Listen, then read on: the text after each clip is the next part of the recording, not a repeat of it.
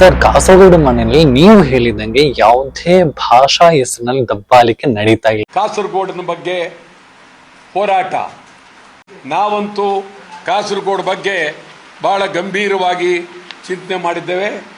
ಕಾಸರಗೋಡು ಮುಂದಿನ ಯಾರಿಗೂ ಯಾವುದೇ ಭಾಷೆ ಮಾತಾಡಬಹುದು, ಯಾವುದೇ ಭಾಷೆಯನ್ನ ಶಾಲೆಯಲ್ಲಿ ಕಲಿಯುವುದಕ್ಕೂ ಮುಕ್ತವಾಗಿರತಕ್ಕಂಥ ಅವಕಾಶ ಕೇರಳ ಸರ್ಕಾರವೇ ಮಾಡಿಕೊಟ್ಟಿದೆ.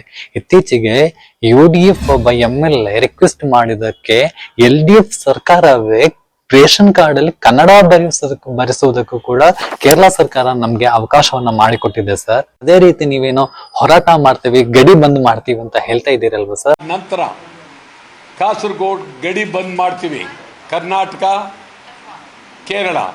ಸರ್, ನಮ್ಗೆ ಗೊತ್ತು ಸರ್, ಕೋವಿಡ್ ಸಂದರ್ಭದಲ್ಲಿ ಕರ್ನಾಟಕ ಸರ್ಕಾರ ಅಲ್ಲಿ ನೀವು ರಸ್ತೆ ಮಧ್ಯದಲ್ಲಿ ಮಣ್ಣು ಹಾಕೊಂಡು ಗಡಿ ಬಂದ್ ಮಾಡ್ಬಿಟ್ರಲ್ವಾ, ಅವಾಗ ಎಷ್ಟು ಗರ್ಭಿಣಿಯರಿಗೆ ತೊಂದರೆ ಆಗ್ಬಿಟ್ಟಿದೆ ಸರ್, ಎಷ್ಟು ರೋಗಗ್ರಸ್ತ ರೋಗಿಗಳಿಗೆ ತೊಂದರೆ ಆಗ್ಬಿಟ್ಟಿದೆ ಸರ್. ಹಾಸ್ಪಿಟಲ್ಗೆ ಹೋಗೋಕೆ ಆಗ್ತಾ ಇಲ್ಲ ಸರ್. ಕೆಲವೊಮ್ಮೆ ನಾವು ಕೇರಳವನ್ನ ಡಿಪೆಂಡ್ ಮಾಡ್ಬೇಕಾಗತ್ತೆ, ಕೇರಳಿಗರು ಕರ್ನಾಟಕ ಪ್ರದೇಶವನ್ನ ಡಿಪೆಂಡ್ ಆಗಿರುತ್ತೆ.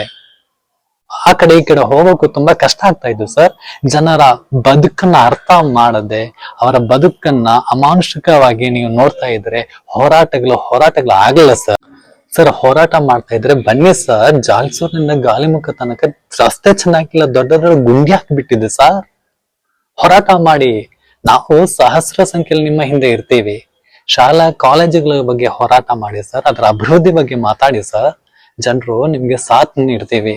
ಬಂದ್ ಮಾಡ್ತೀವಿ, ಕರ್ನಾಟಕ ಕೇರಳ. ತುಳು ಜನಕ್ಕೆ ಮುಲ್ಪ ಸುಮಾರು ಜನ ಒಳ್ಳೆಯರು ಹಂಚದಾಳ ತೊಂದರೆ ಇದೆ ಸಾರ್.